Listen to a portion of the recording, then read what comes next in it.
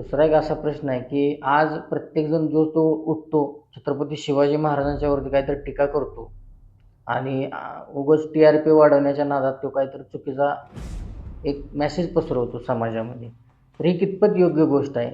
आपल्या महाराष्ट्रामध्ये किंवा या म्हणा भारतामध्ये म्हणजे उत्तरेतले काय हिंदी लेखी हिंदी नेते असते, नेतेच शक्यतो करून नेतेचे छत्रपती शिवाजी महाराजांचे नेहमी वादांकित विधान करत असतात. मग उत्तरेतले हिंदी भाषिक नेते असो किंवा महाराष्ट्रातले मराठी भाषिक नेते असो, नेहमी नेत्यांच्यापासूनच काहीतरी हा वाद निर्माण झाल्याचा मार्ग दिसतो आपल्याला.